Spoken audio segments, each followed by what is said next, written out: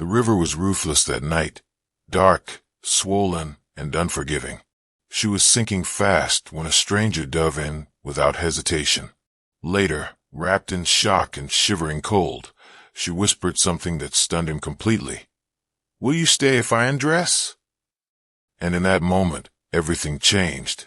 The riverbank was chaos, flashing emergency lights, soaked clothes clinging to skin, breaths coming out in broken gasps. Daniel stood trembling, water dripping from his hair, arms still wrapped around the woman he had just pulled from death. She coughed violently, then collapsed against him, weak and disoriented. Paramedics rushed in, but for a moment, it was just the two of them, strangers bound by a single, life-altering act. Daniel was a single father, exhausted from years of surviving rather than living, yet something inside him had reacted without thought when he saw her swept away. He hadn't asked who she was, or why she was there. He just jumped. Now, as the cold air gnawed at her body, she looked up at him, with eyes full of fear and pride battling each other. "I can't feel my hands," she whispered. Daniel removed his jacket instantly, wrapping it around her despite his own shaking. He didn't know she was a CEO. He didn't know her name. All he knew was that she was alive, and that for the first time in years, his heart was pounding for a reason that wasn't survival alone. The paramedics urged her to remove her soaked clothes to prevent hypothermia, their voices calm but urgent. She hesitated, glancing around, then back at Daniel. Her lips trembled, not from cold alone, but from vulnerability. "Will you stay if I undress?" she asked quietly, barely audible over the river's roar. Daniel froze, not out of discomfort, but respect. He turned his body slightly, shielding her from the crowd without looking directly at her. "I'm not going anywhere," he said firmly. "I'll look away. You're safe." Something in his voice, steady, unjudging, made her exhale in relief. As paramedics worked, Daniel stared at the dark water, replaying the moment he jumped in. He thought of his daughter at home, how he always told her that kindness was doing the right thing even when no one was watching. This was that lesson lived. Behind him, the woman fought tears, not of fear now, but gratitude. No one had spoken to her like that in years, not as a powerful executive, not as a problem, just as a human being who needed dignity in her weakest moment. In the ambulance, wrapped in thermal blankets, she finally introduced herself. "My name is Evelyn," she said softly, staring at the ceiling. Daniel nodded. Daniel. No last name. No questions. Silence settled between them, not awkward, but heavy with unspoken emotion. Evelyn's thoughts raced. Her entire life was built on control, boardrooms, decisions, authority. Yet tonight, stripped of status and strength, she had depended on a stranger. Daniel sat across from her, hands clasped, soaked sleeves drying slowly. He looked tired in a way that went deeper than sleep deprivation, the kind of tired that came from carrying responsibility alone. Evelyn noticed it, felt it. "You didn't hesitate," she said. "You could have died." Daniel shrugged lightly. "My daughter would have asked why I didn't help."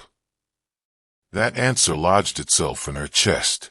She closed her eyes, swallowing hard. She had employees, admirers, wealth, but no one waiting at home asking if she was okay. For the first time in years, her success felt hollow. As the ambulance sped forward, two lives, both fractured in different ways, moved unknowingly toward a shared turning point. At the hospital, doctors confirmed Evelyn would recover fully. Hypothermia, shock, but no lasting damage. Daniel stayed until nurses assured him she was stable. He tried to leave quietly, uncomfortable with praise, but Evelyn stopped him. "Please," she said, "just sit." He did. They talked in fragments, about the river, about fear, about moments that change everything. Daniel mentioned his wife, gone 3 years now, and the silence that followed her death. Evelyn listened without interruption, something she rarely did.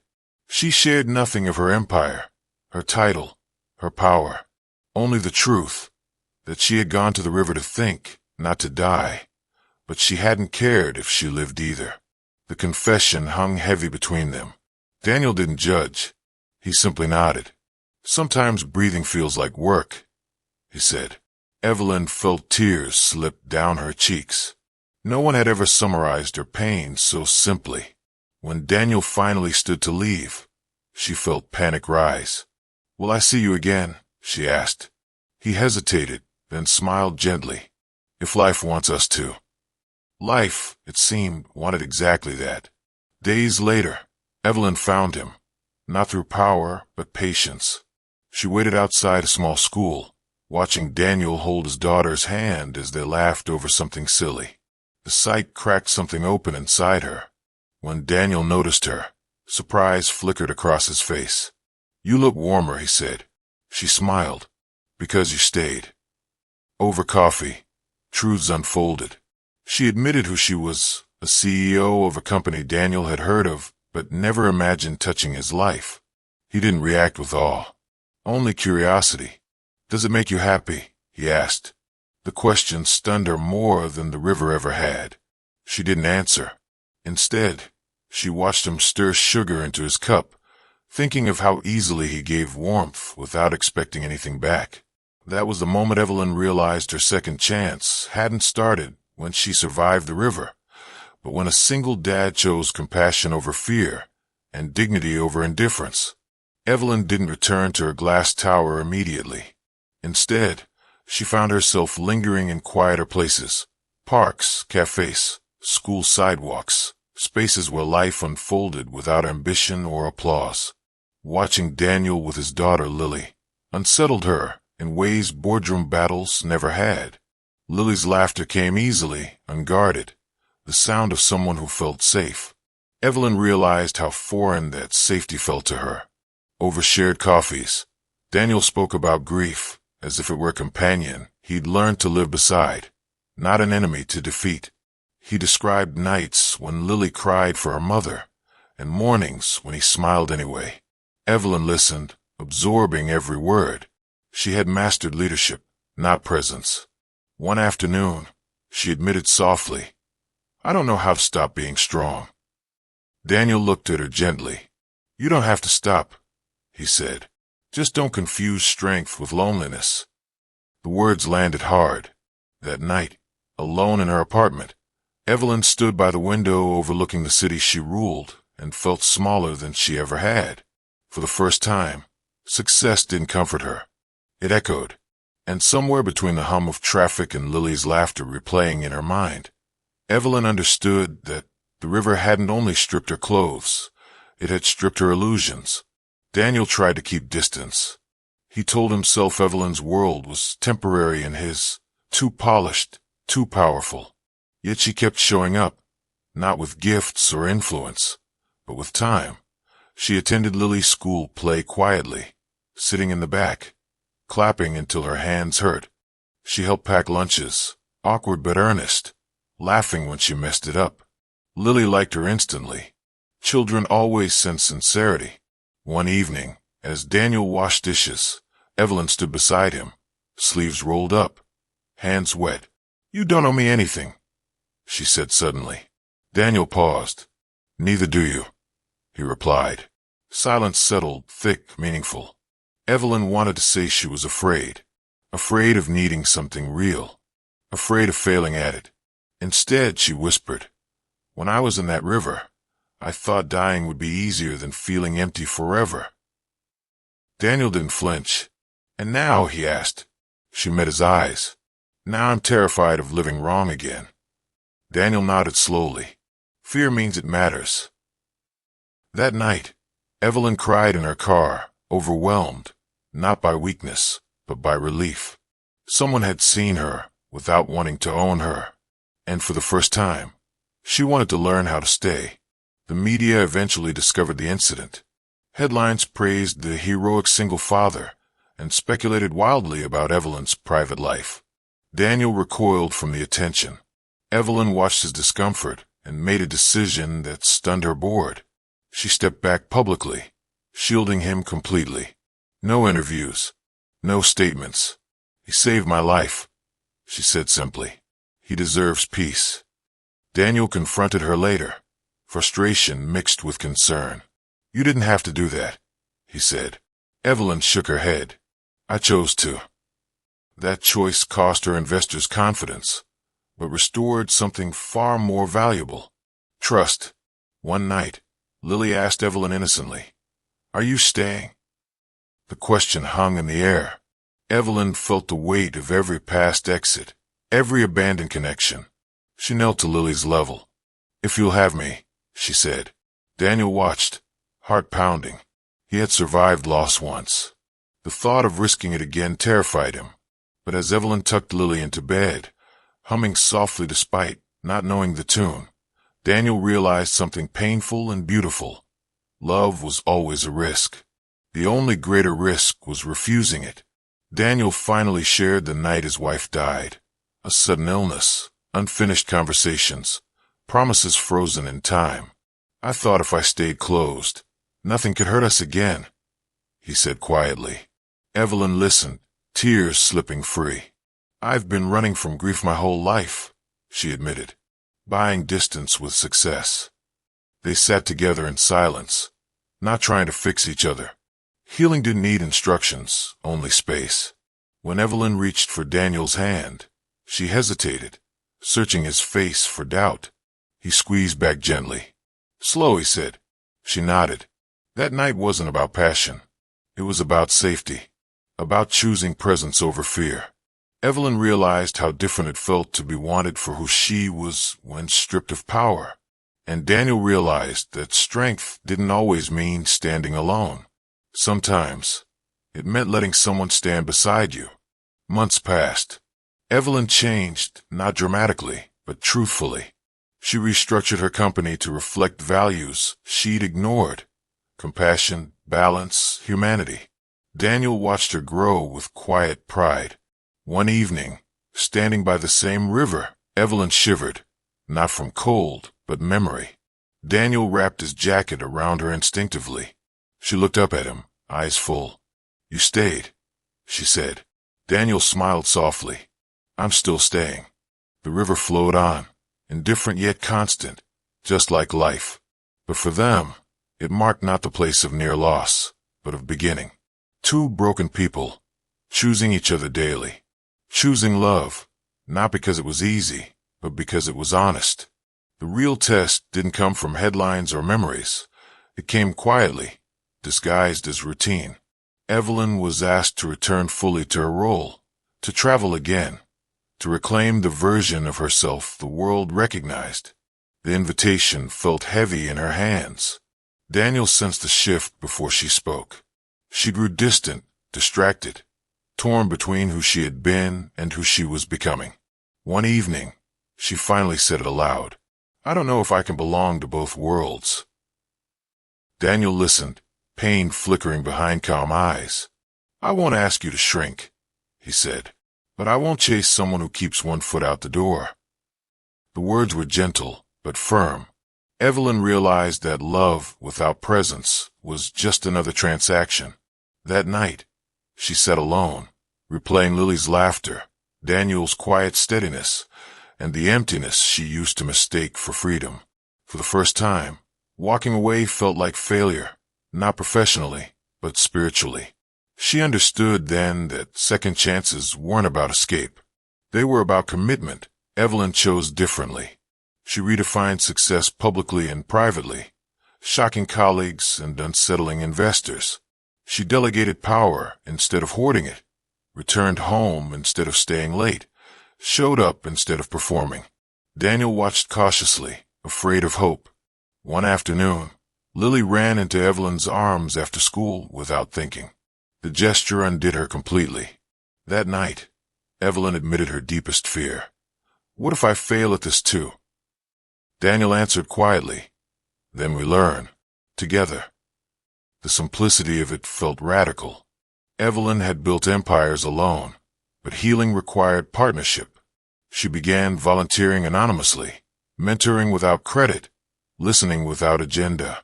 Each act grounded her further. She wasn't shedding ambition. She was anchoring it to meaning. Slowly, Daniel's walls lowered. Trust didn't arrive dramatically. It settled in gently, like morning light. And in that quiet, Evelyn learned that staying wasn't losing herself. It was finally coming home. Grief resurfaced unexpectedly. On the anniversary of Daniel's wife's death, he withdrew, retreating into silence. Evelyn didn't push. She cooked, waited, and sat beside him in the quiet. When he finally spoke, his voice broke. "Loving you scares me," he confessed. "I survived losing once." Evelyn took his hand. "So did I," she said. "But survival isn't living." They cried, not from pain alone, but from recognition. Grief didn't disappear. It softened when shared. Lily joined them, curling between them on the couch, unaware of the sacredness of the moment she completed. Evelyn felt something shift permanently. This wasn't romance fueled by adrenaline. It was love forged by patience. That night, Daniel slept peacefully for the first time in years, and Evelyn realized that the bravest thing she'd ever done wasn't facing a river. It was staying present through someone else's pain. Challenges continued, missteps, misunderstandings, moments where old habits resurfaced. Evelyn almost fled again after a board confrontation, fear urging retreat. Instead, she came home and talked. Daniel listened. No fixing, no rescuing, just presence. They learned a new language, honesty without defense. Lily noticed the difference. "You don't look lonely anymore," she told Evelyn one morning. The truth hit hard. Evelyn hadn't realized how visible loneliness was to those who mattered most. She knelt and hugged Lily tightly, promising nothing, but meaning everything. Healing wasn't linear, but it was real. Each choice to stay rewired something broken long ago. Evelyn learned that dignity wasn't granted by power. It was preserved by compassion. And Daniel learned that love didn't replace loss. It expanded the heart to hold both. The river returned in their conversations, not as trauma, but as symbol. The place where everything stripped away revealed what mattered. One evening, standing there again, Evelyn spoke softly. "That night, I asked if you'd stay if I undressed. I didn't mean clothes." Daniel understood. "You meant fear," he said. She nodded. "And truth." He took her hand. "I stayed then. I'm staying now." The river flowed on, indifferent to their transformation, but they weren't. Two lives altered not by rescue alone, but by what followed: respect, choice, and love earned daily. Evelyn smiled through tears. "Thank you for not turning away." Daniel replied simply, "Thank you for coming back." And in that moment, the past loosened its grip, making space for something honest, enduring, and real. Life didn't become perfect. It became honest. Evelyn learned how ordinary days could be sacred. School drop-offs, grocery lists, quiet dinners where no one needed to perform. The simplicity terrified her at first. She had built her worth on urgency. Now, stillness asked her if she was without applause. Daniel noticed her struggle, but didn't rush her. "You don't have to prove anything here," he reminded her. Slowly, Evelyn began to believe it. One evening, Lily asked if Evelyn would read her a story. Evelyn hesitated. She had never been good at soft endings. But she read anyway, voice shaking at first, then steady. Lily fell asleep holding her hand. That night, Evelyn cried, not from sadness, but from something unfamiliar belonging. She realized love didn't demand perfection. It invited presence. The kind she had denied herself for years. Daniel watched her sleep on the couch later, exhaustion replacing armor, and knew something irreversible had happened. They were no longer surviving together. They were building. Evelyn faced her board one final time, not to defend, but to redefine. She spoke of responsibility beyond profit, of leadership rooted in humanity. Some walked away. Others stayed. She accepted both with peace. That night, she returned home lighter. Daniel didn't ask how it went. He just handed her tea. "I chose this," she said quietly. "Us." Daniel nodded, emotion thick in his chest. Love, he realized, wasn't sacrifice when chosen freely. It was alignment. Lily hugged Evelyn tightly, whispering, "You're family now." The word echoed. Family. Not earned. Not negotiated. Chosen. Evelyn understood then that the river hadn't saved her life. It had redirected it. She had mistaken control for safety and power for connection. Now she knew better, and knowing changed everything. Healing revealed layers neither expected. Evelyn began therapy, confronting wounds buried under achievement. Daniel learned to speak grief aloud without shame. Some days were heavy, but they carried them together. When Evelyn doubted herself, Daniel reminded her of who she'd become, not who she used to be. When Daniel retreated into memory, Evelyn stayed, silent, steady. Love wasn't dramatic anymore. It was consistent. Lily thrived in the warmth of emotional safety. Watching her laugh freely healed them both. Evelyn realized the greatest legacy she could leave wasn't a company, but a child who felt secure. And Daniel realized opening his heart again hadn't betrayed the past. It honored it. Loss hadn't ended love. It had prepared space for a new form of it. 1 year after the river, they returned, not to relive pain, but to reclaim meaning. The water moved as it always had. Evelyn stepped closer, steady this time. "I almost let this take me," she said. Daniel replied softly, "But it didn't." She turned to him. "Because you stayed." He smiled. "Because you came back." They held hands, grounding themselves in the present. The river no longer symbolized fear. It marked rebirth. Evelyn finally forgave herself for surviving, for choosing life, for choosing love. That night, Evelyn undressed again, not of clothing, but of defenses. She spoke truths she once buried. Daniel listened. No fear, no judgment, only acceptance. They understood then. Intimacy wasn't exposure, it was trust. Two lives, once fractured, now whole enough to hold each other. Love hadn't rescued them. It had met them where they were and walked forward with them. Some people save our lives once. Others stay and help us rebuild them. This story reminds us that compassion, dignity, and presence can change everything. If this story touched your heart, like the video, subscribe, and join our Heart Angels family.